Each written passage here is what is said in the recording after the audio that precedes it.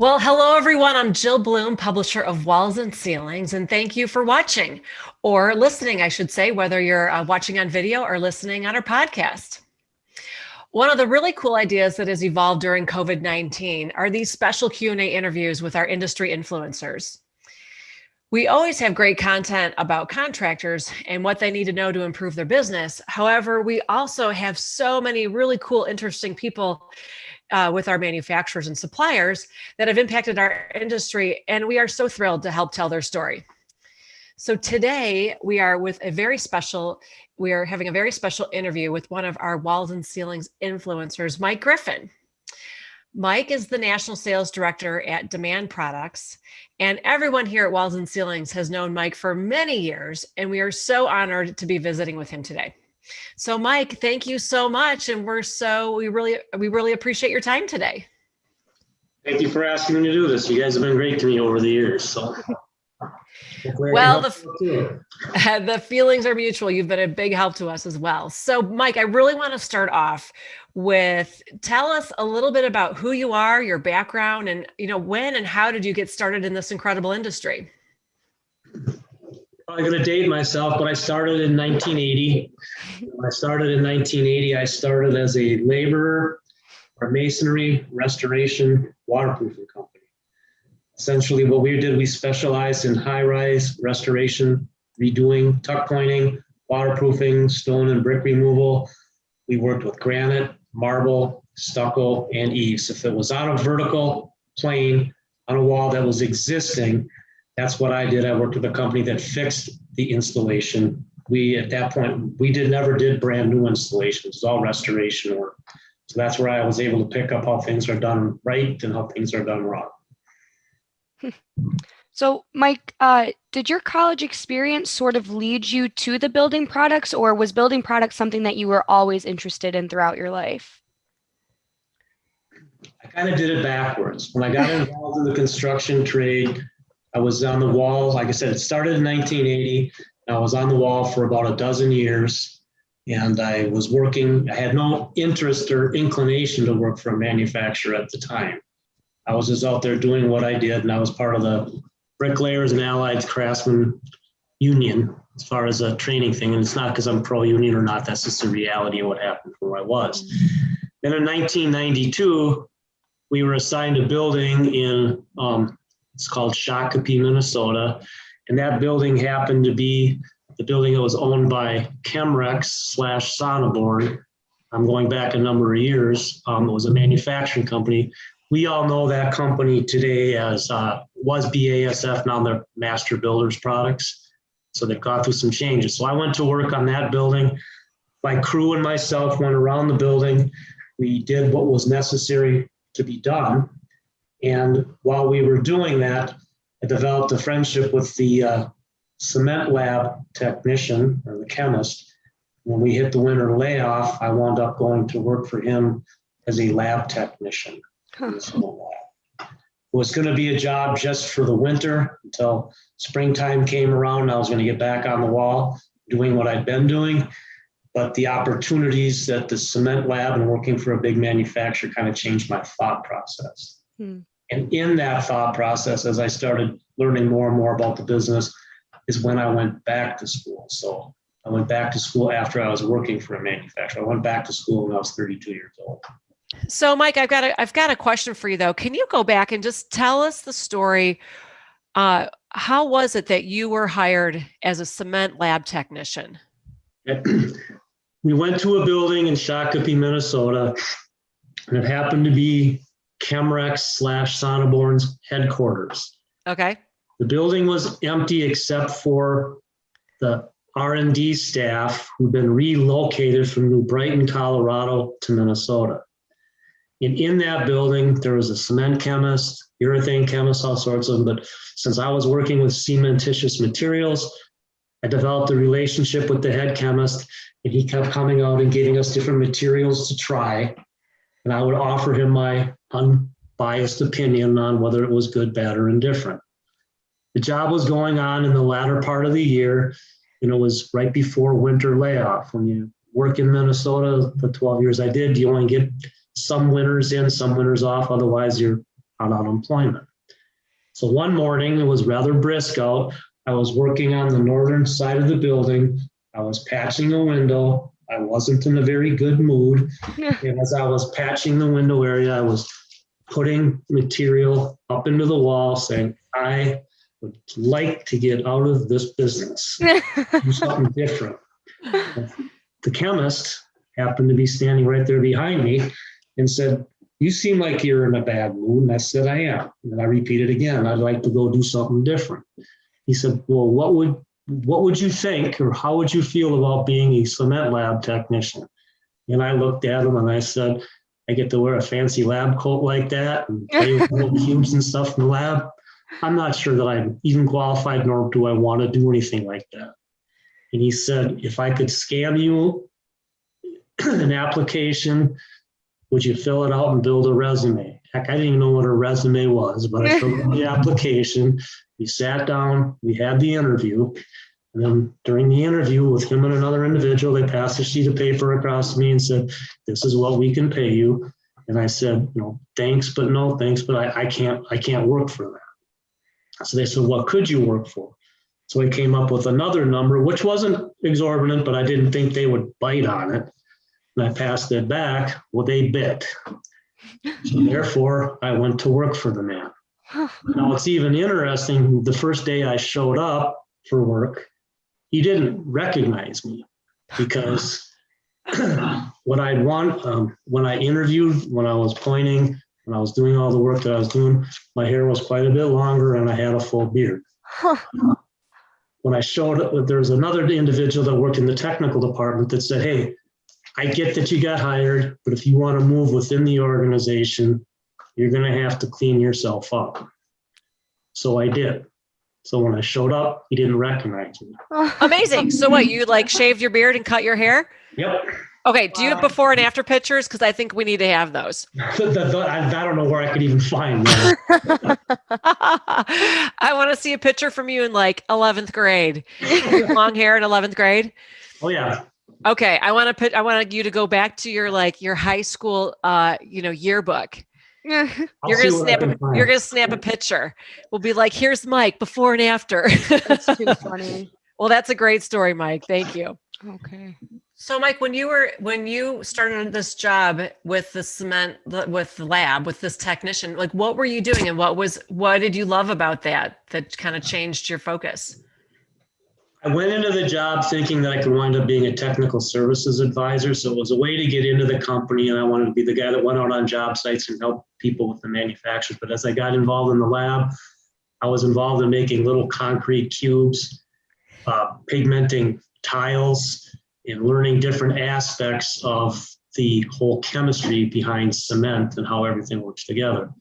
So as I learned more and more from that, I was still Mike Griffin. Had my lab coat and I walked around, but I also met a lot of different people because there was other product lines that were within that category of that company, sealants, coatings, epoxies.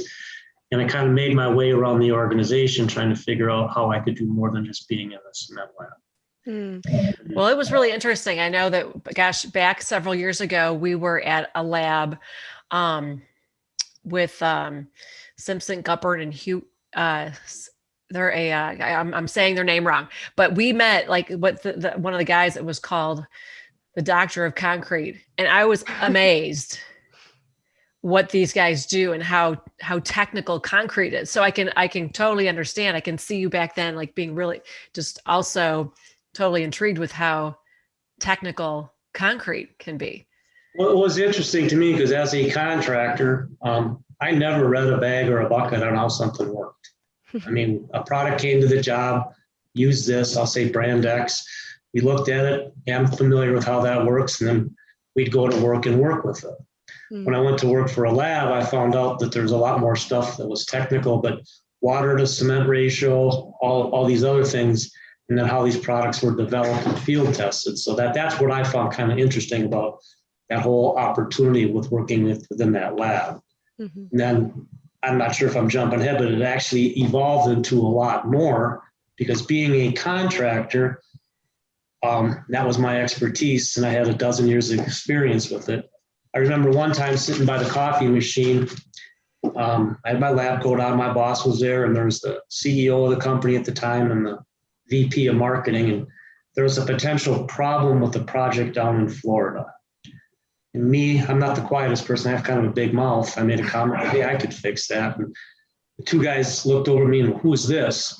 And my boss, who was a cement chemist, said, well, explained who I was. We wound up going into a meeting. Within a week, I was sent down to where this project was. And I went down there with my boss, and we fixed the problem. I won't bore you with all the details, but we remedied the situation that occurred. So then when we came back, a new position was created. It was called application specialist, and that became my new job. Essentially, I had a 1.5 car garage in the back of their building, and marketing would develop a product. The lab, whether it was the cement lab, urethane lab, or epoxy lab, would come up with an idea from that. And before it went to the marketplace, it went back to me in my little garage.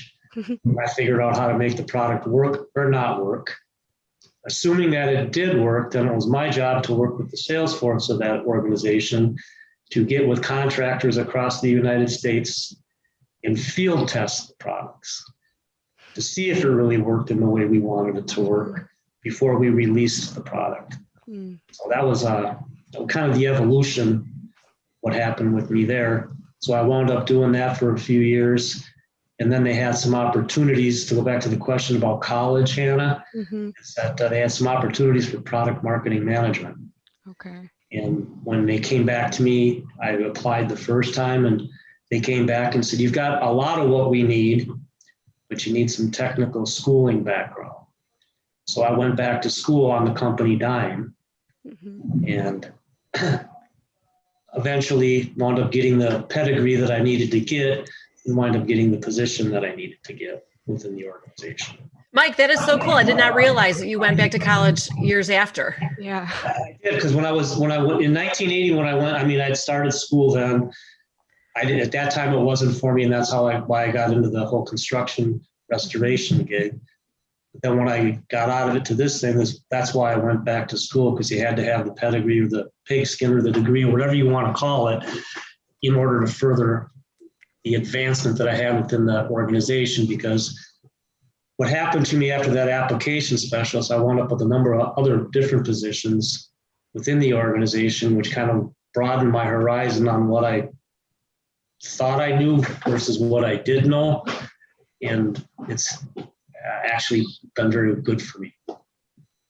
Yeah, so this seems as good a time as any to have you. Why don't you walk us through the different roles that you've had throughout your career? So you were an application specialist for a few years with this company, and then what position did that involve to, and how did you get to where you are today? Okay, well, I'll give you the lowdown if you got. Yeah, give us the lowdown. All right. I started as a cement lab technician, as I mentioned to you. From there, I went into application specialist, and changed from one to the other was a year, 18 months. And then the product management thing that I just mentioned to you, I applied for it a couple of times. And when I did get it, I became the Division 3 product manager for the company. Okay. Division 3, for those that don't know, is concrete repair, the curing compounds, patching materials, grouts, and stuff like that. So I learned how to work that product category with the other R&D people at that time. And from there, I evolved into a product manager for coatings. When I talk about coatings, I'm talking wall coatings, acrylic and elastomeric. And I also worked with horizontal floor coatings as well. I did that for a couple of years. And then the company decided they were going to get into the stucco in the east business. So I was assigned to develop the product line called Sonowall Stucco Systems. Okay. So that brings us up into somewhere into like 1994. Okay. And so what I did is I worked with another gentleman who was an expert in stucco and east. I was the marketing person. He was a national sales manager. So we developed the product line, the tinting procedures, the application procedures, and all the literature. And we worked with our sales force to get it going. He was outside sales. I was inside. So I was the inside person. He was the outside person. Mm-hmm. And when we got to a certain point in time, and I think that was somewhere, I can't even remember the date, but the product line had expanded to a point where they needed somebody else to go outside, and I volunteered or applied for the position. And that's how I got into the outside sales world. And I ran the Eastern Seaboard for these people in the sauna wall stucco systems. And I did that up until the year 2004. 2004, I then left, and I went to work for a company based out of Phoenix, Arizona, called Ultracoat Products. And when I went to work for them, it was Ultracoat Products. Part of the caveat was that we'd get into EIFS as well. So when I was over there, we bought an EIFS line, and we converted that over to our product line and category, got all the code reports and all that stuff done. That took about 3 years, and then I moved on from there. When I moved on from there, I went to a company called Spec Mix Incorporated, based out of Mendota Heights, Minnesota. Spec Mix, I was hired to develop their pre-blended stucco program. And that's what I did. I learned from their expertise that they have on the pre-blended mortars. Pre-blended mortars versus field mix have got opportunities that are better than field mixing. And I was doing that for about 18 months when a company called Quikrete. Quikrete was a license, Spec Mix was a licensee of Quikrete, which meant Quikrete plants made Spec Mix products, Quikrete plants and others. And Quikrete actually bought Spec Mix. So when Quikrete bought Spec Mix, I was now responsible for the Quikrete commercial development of their stucco program, along with the Spec Mix development of their program, and ran the two brands, Spec Mix and Quikrete. And part of our big key in that handle was what we did is we took our expertise or our core competency, which was making cementitious materials effective, efficient, and consistent. And we partnered with the manufacturers of EIFS systems. BASF wall systems at the time, Stowe, Drive It, Parex, Master Wall, and all the product lines that each one of those had. So the idea behind that was they had their customer base and what they were doing and their efficiencies on what they did, but their efficiencies were not necessarily in making bagged stucco. So we came up with an alliance, or a strategic alliance is what we called it, where they would use our material in our packaging in their wall systems, and then offer full system warranties on stucco materials. And I wound up doing that up until, when did I leave them? I want to say about 4 years ago. And then from there, I went to Keen Building Products. When I went over to Keen Building Products, again, another segue into the stucco and the East market, because they are the developer and they're probably one of the top ones as it relates to the development of entangled net rain screens, which became another component of wall systems. So I went over there as their division manager. And part of my task there was to help get the distribution cleaned up, for lack of a better word, and to get them updated on the necessary testing that they needed to do stuff in the commercial stucco market. So one of my biggest accomplishment there, if there was, is, if you want to call it that, is we're able to take all their products and systems and do some extensive fire testing.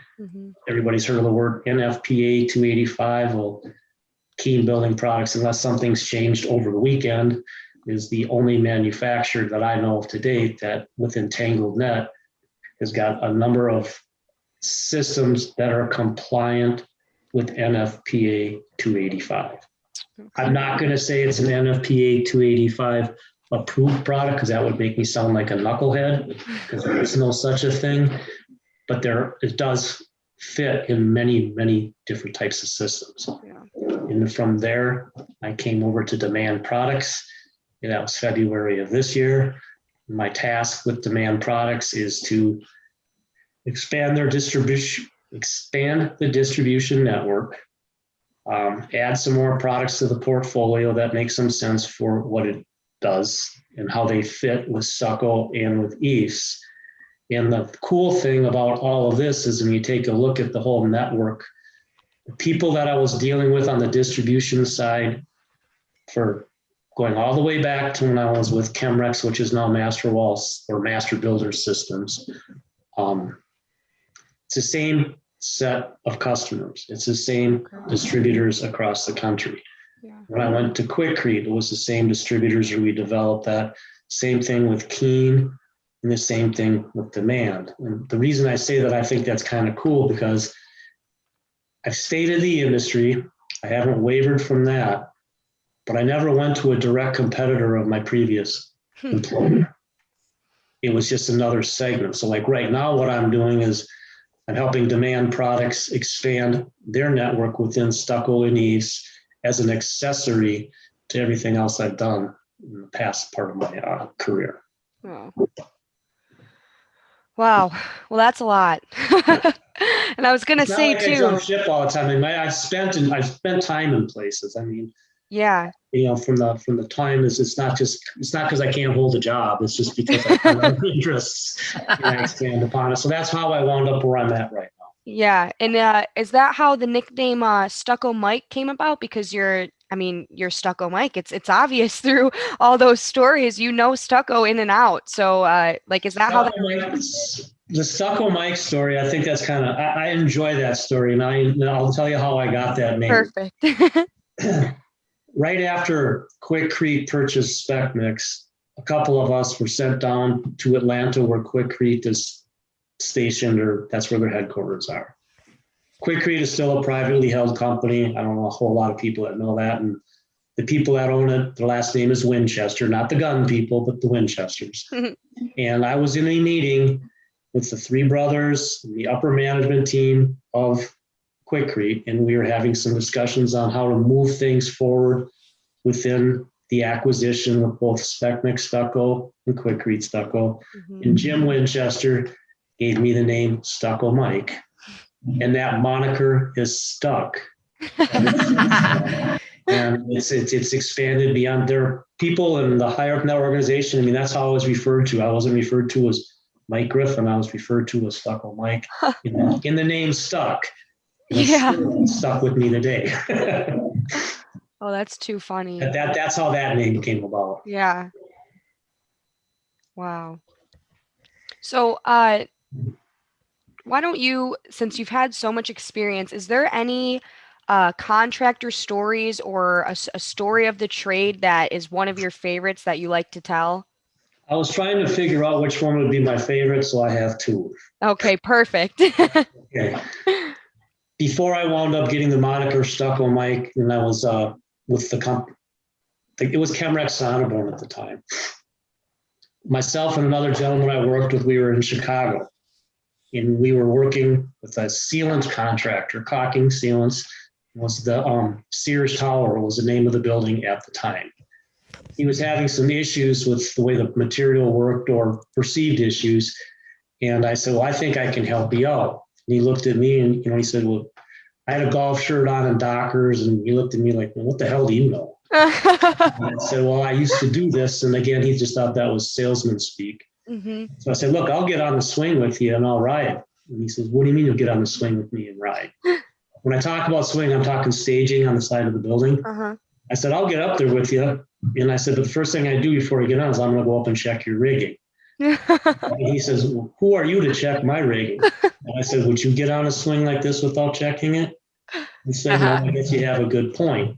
He says, you want to start from the top or the bottom? I said, well, your rigging's on top, so we'll go up there. And since we're up there already and the swing's on the top, why don't we just jump over the parapet roof, get on the swing, and then ride down to the floor that you want? That shocked the individual. It's not because I'm some brilliant person. I did it for a dozen years. Mm-hmm. So riding on a swing stage wasn't that big of a deal to me at the time. But the point I like that story is it gave me some credibility. Here's a salesperson that's out here that's willing to go out and do it. And then when we actually got on the wall and went down to the area, I was able to take the bulk caulking. Uh-huh. It's not like a tube like you get at Home Depot or something like that. You come out of a cartridge. It's actually sucking it out of a pail and putting it in the joint. And I was able to do that. That impressed that contractor. Huh.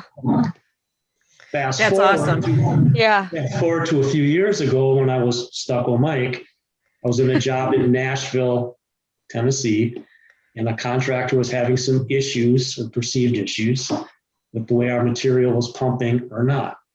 So as everybody's standing on the street looking at the 5 guys up on the scaffolds, wondering what's going on, I said to the contractor, I said, do you mind if I go up there? And he said, what are you going to do if you go up there? I said, do you just mind if I go up there? So I spent the afternoon up there with his guys, and we got the material to pump properly. Huh. Again, it was a credibility thing because there's a sales guy that was willing to go jump on the wall. Mm-hmm. But the reason I like those 2 stories, it goes back to the guy when I got into sales that essentially said, if you're going to be an effective salesperson of building materials, you have to pull it through distribution. The contractors have to have your respect. You have to have their back. Yeah. You can point to where the materials need to be purchased. But if you develop that relationship, that credibility will take you a long way. Mm. Those words stuck in my head, and those are just 2 examples. I have others, but those are just 2 examples that I kind of like. So That's great. I asked for one, I gave you 2. So I have actually 2 follow-up questions to that, Mike. So the first is when your company is hiring salespeople, is it a requirement that they've been a contractor in the past, or do you try to look for people like that have that experience so they know what it's like to be up on the swing? Generally speaking, that's been something that I've wanted to do, and that's what I've looked for. Mm-hmm. That's not anything that any of the companies mandated or looked to. The difficulty in doing that is people want degrees now.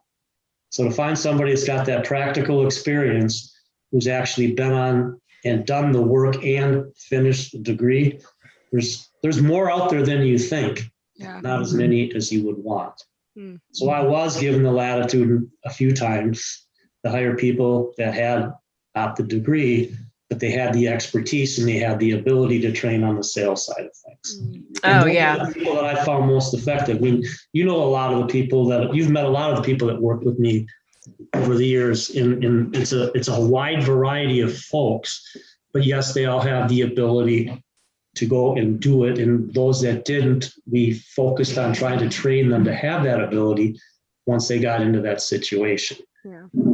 There's one of the guys that works for me, I won't mention his name, but when he came to work for me when I was at Quikrete, he's still there. I'm not.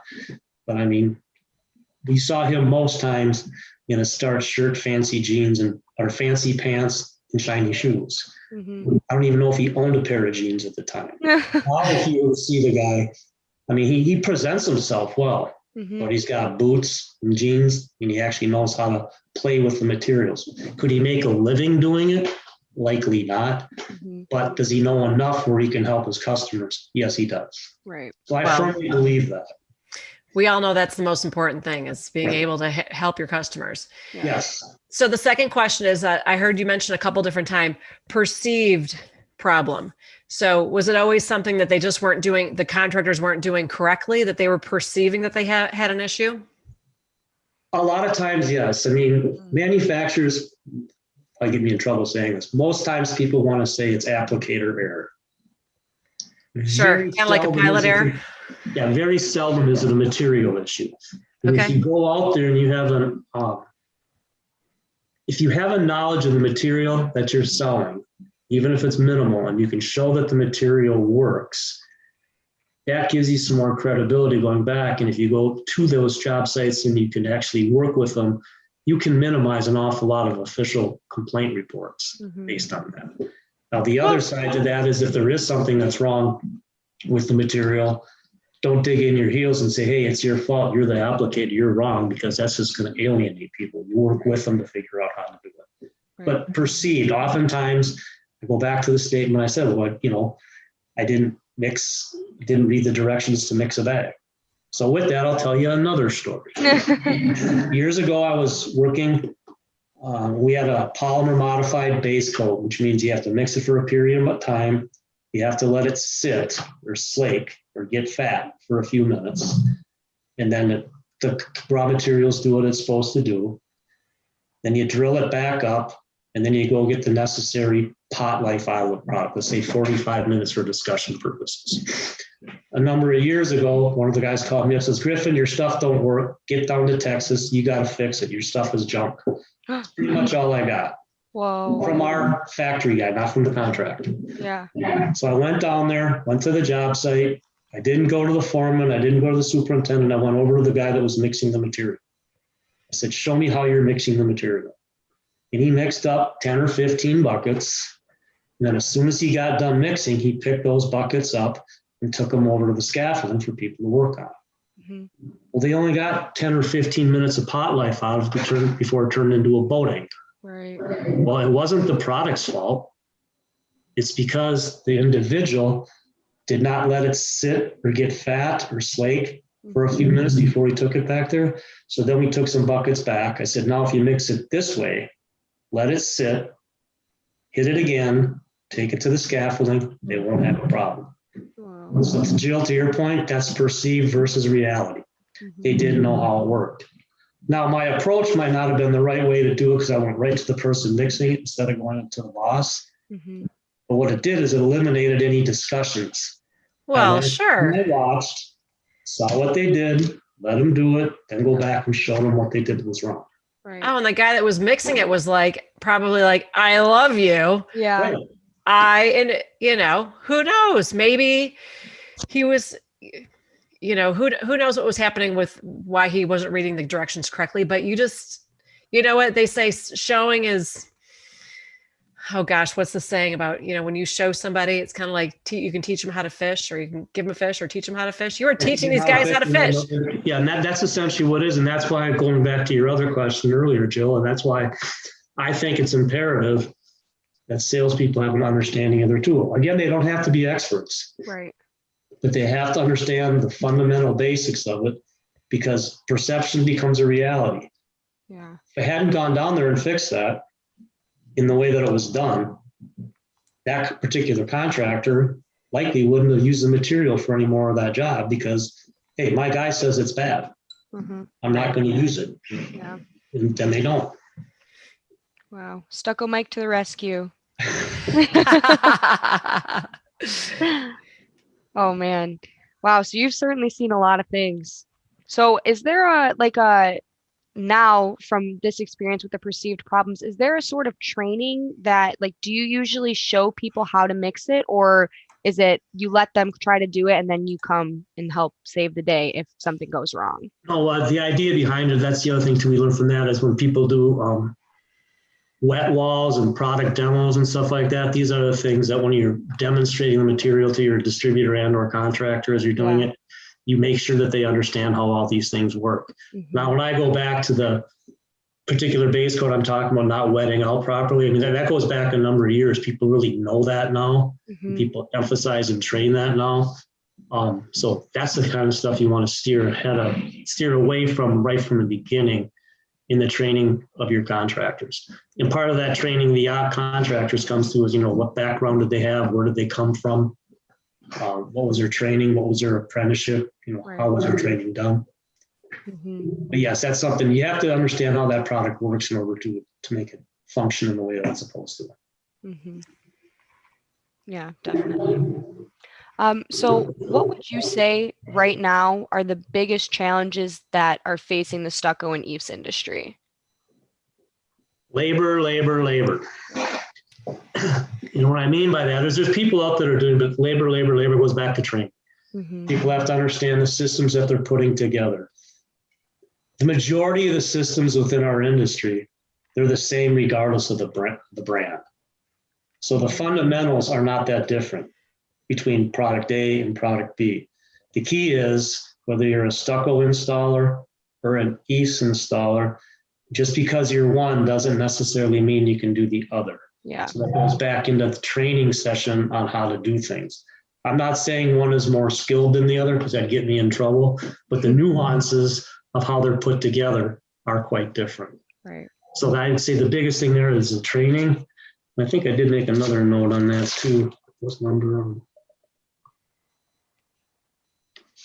Hang on.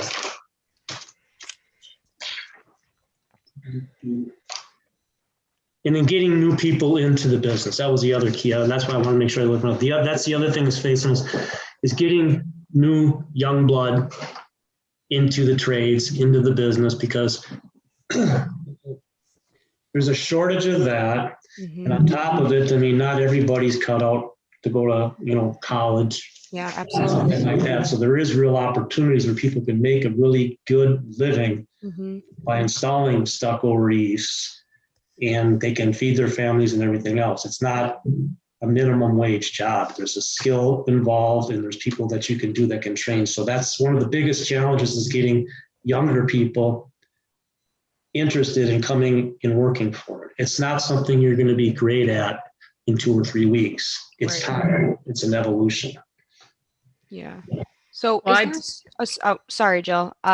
Is there a certain way, Mike, that you search for the younger generation? Like, is it you're going and speaking at events and telling them, hey, this is another option for you? Or is it more word of mouth? Or how do you bring the younger generations in? The local trade organizations are across the United States, and there's a lot of them in each region. Yeah. I don't want to name them all, because if I miss somebody, that won't be fair. But there are trade associations affiliated with walls and ceilings across the United States, and everybody's taking a look at how they can recruit more, whether it's somebody that they know, a reference from somebody else. Yeah. There are trade associations that are actually going to vocational schools. Mm-hmm. And there's been a big emphasis on the training of people and how to make things better within the industry. That's the main approach that's happening. Right now, it's more of a word of mouth. I mean, there are some, I don't know if SMA, for example, Stucco Manufacturers Association, Mark Fowler, we all know Mark. He's done a stellar job in the last couple of years putting together a program on how to put stucco application together and training of people and stuff like that, and offering it online and actually having classes. And that's just one organization that's starting to move the food. So that's how that stuff is being recruited nowadays. Right. Well, I really think that with COVID-19, it seems like that it's really made a lot of people rethink college. Mm-hmm. And the money that they've spent on college, how much it costs in regards to, hey, this is something that I can start today and take the next 3-4 years and learn this trade. And like you said, they are family sustaining jobs. They are not, it is not just an hourly job, but it's something that you can really grow into. And well, it's just, if I go back to myself, let's go all the way back to the beginning of the interview in 1992. My buddies now that call it a Cinderella story. I was in the right place at the right time. And this particular cement chemist saw something in me and gave me an opportunity. Because you go back when you're talking, Hannah, about the college stuff. Technically, I should have had a degree going into cement lab technician. I make jokes about it, but I was no more qualified for that job than pigs fly backwards when I took it. Yeah, right. But someone saw something and gave me an opportunity. And to your point, Jill, if I hadn't done that, I would have been a bummer. I wouldn't have met y'all, but I would have supported my family because I was doing it then.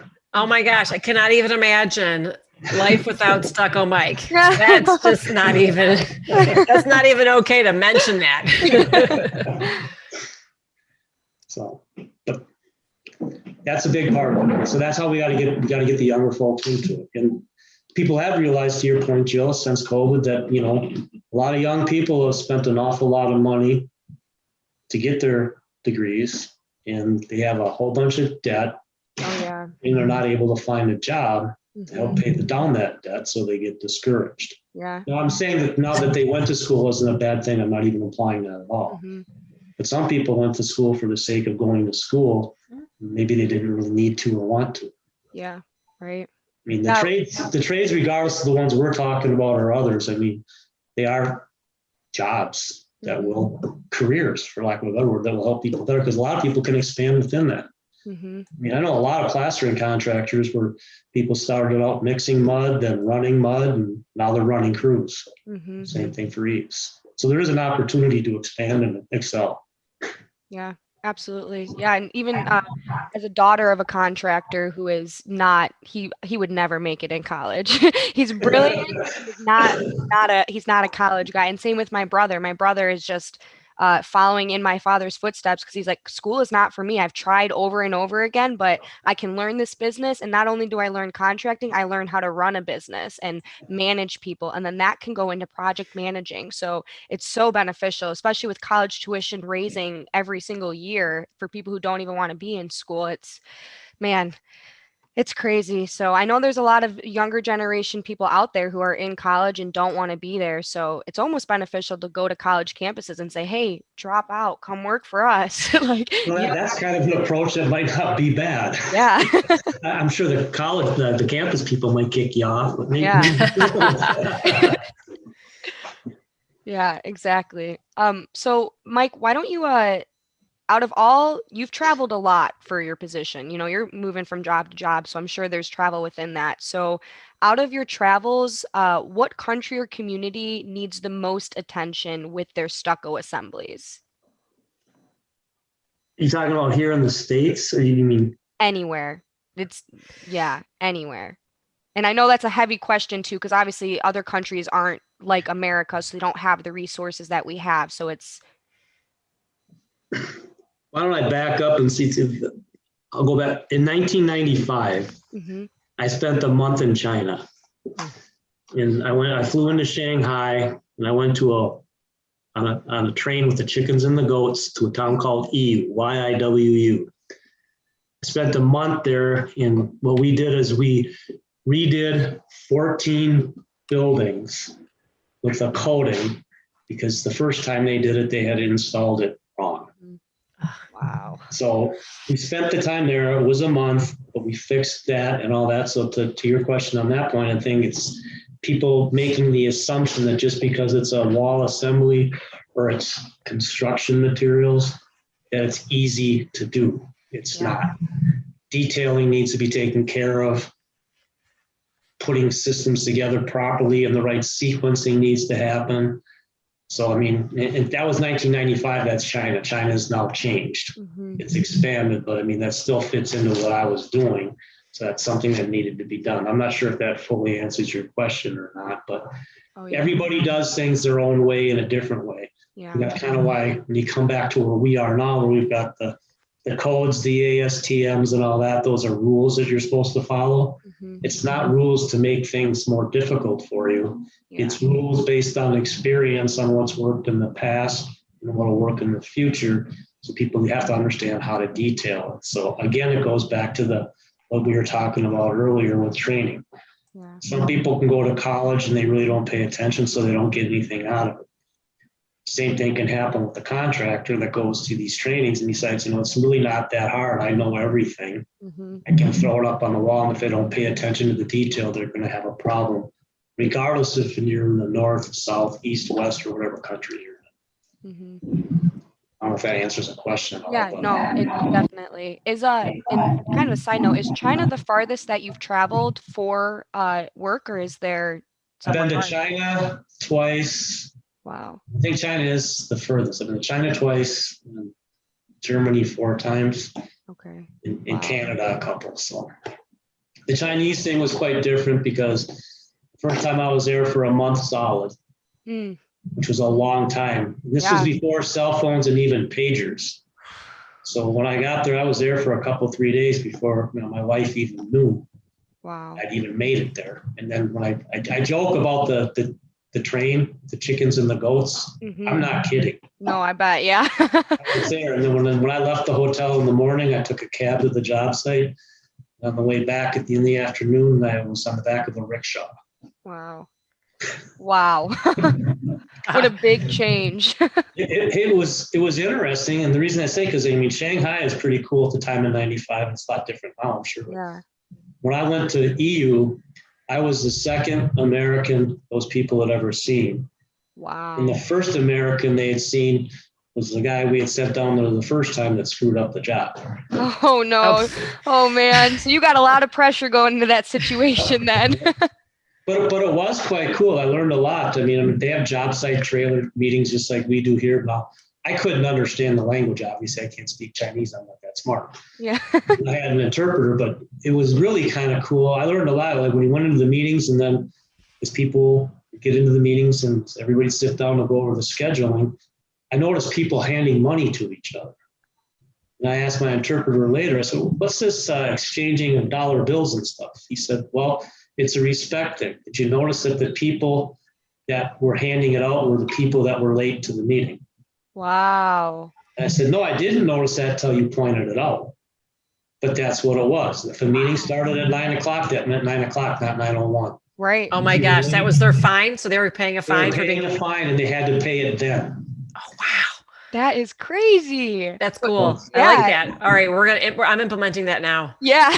Oh no. I'm gonna owe you a lot of money. No, I'm You just will kidding. not. No, I'm usually pretty good. But it was kind of cool learning the different cultures and stuff like that. Oh, That's what it absolutely. was. So Yeah. I've been fortunate on that.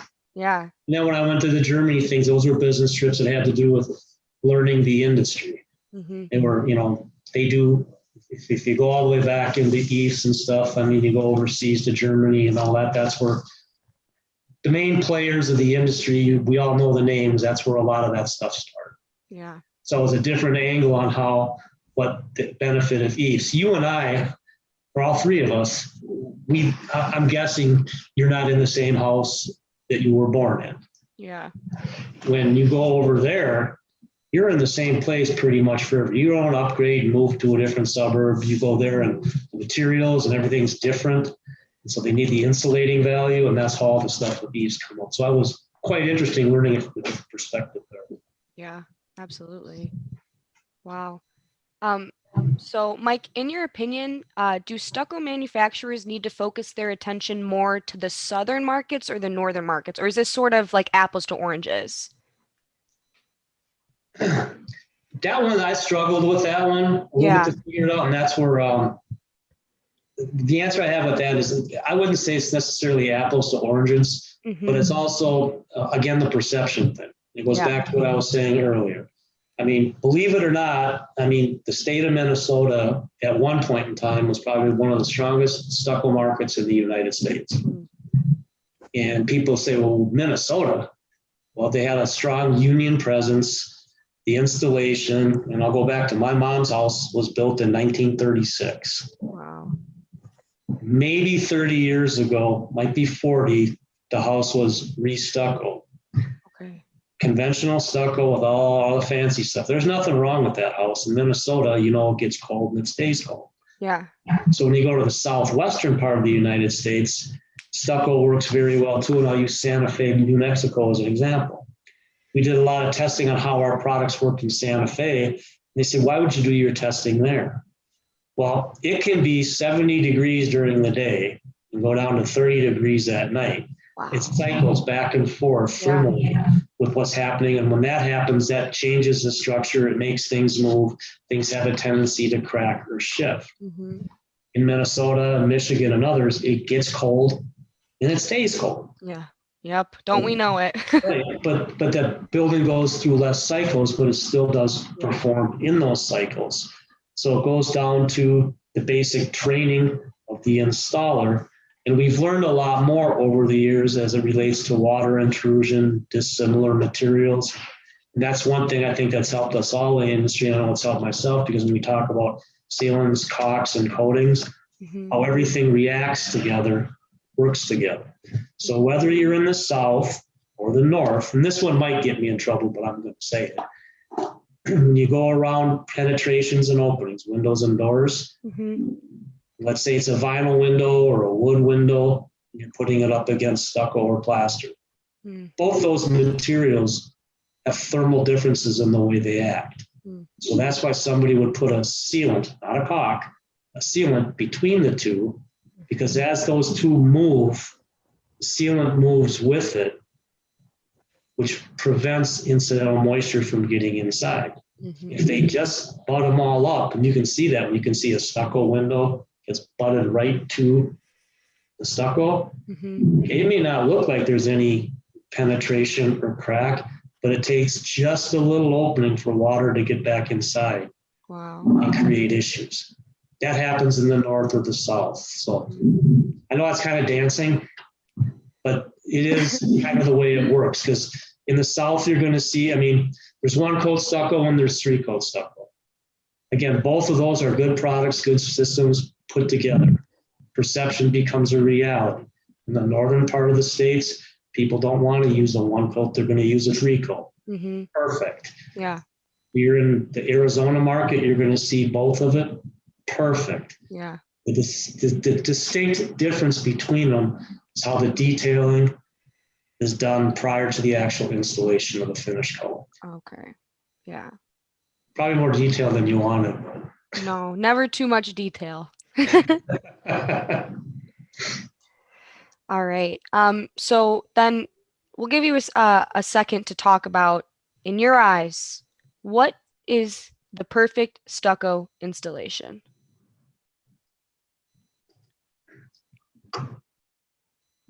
my eyes, it would be make sure that you sign off and that the substrate and everything else is done correctly. I'll get a little too detailed, but let's talk a wood frame structure. You've got your studs and you've got plywood or OSB. Most jobs you go to, you will see where the plywood or the OSB is butted together. There's no gap between the two.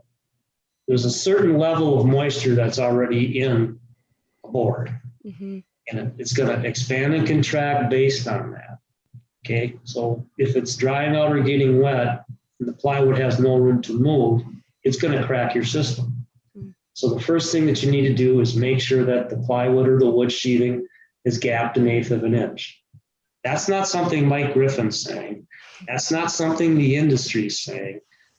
That's something that the wood people are saying. Yeah. It's stamped on every board from the APA, American Plywood Association, gap this. So you make sure that the substrate, what you're putting your system on, is correct. Then the next thing to do is going back to the details. You need to put a casing bead around, treat your penetrations, your openings prior to putting the system on.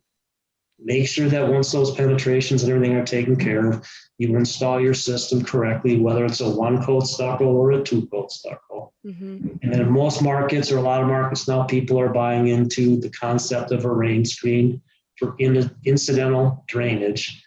And I'm not saying that to sell a product. What I'm saying is what that rain screen does is it creates a gap. And in that gap allows air, which air movement helps to dry things out if you get incidental moisture. And it also provides an opening, slight gap, for if any incidental washer gets in there, that it can wick its way out to the wall. Okay. For my perfect installation, I'm going to treat the substrate the way that it needs to be done, do the correct details around penetrations and opening. Doesn't matter to me if it's 1-coat stucco or 3-coat stucco. Follow the manufacturers and the ASTM guidelines on how to install it. Finish it properly, and you shouldn't have any issue. Yeah.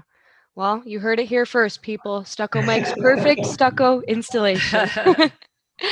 All right, Jill. Any other questions? We want to talk about associations at all, or? I guess the final question that I have for you, Mike, is out of all of the people that you've met and throughout your career and throughout your journey, who would you say has been one of the most influential people that you've met over the years, or someone that has really impacted your career?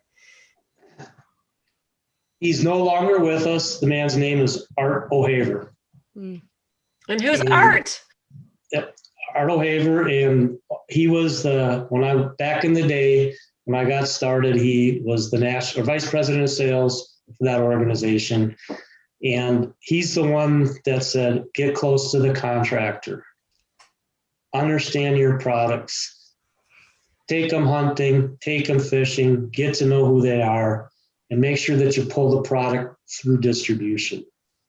The only real analogy I can ever give about Art, have you ever seen the movie The Dirty Dozen with Lee Marvin? Art was Lee Marvin. Oh, cool. Okay. There's a number of us that were I came from the trades as a pointer, caulker, bricklayer. Another one of the people that he saw some opportunity in was another guy down in Louisiana who was an iron worker. He was instinctively good at judging how people would be and seeing what their weaknesses were and how to strengthen them and how to take the strengths one has and make them work. We were not cookie cutters. We were all different. But he operated on that. And it was a 24/7 job. You are available 24/7 to make this work if you want to build a market presence. So wow. Probably more much than you want to hear, but Art's the one guy when you said that's why I had to think about it, because he's the one that helped me get to where I'm at. He saw something. That's and he awesome. pushed. It wasn't easy working for Hart, but he pushed you. Yeah. That's and I awesome. remember back in the day, this is back Hannah, you might not remember these, but faxes in the house. Yeah.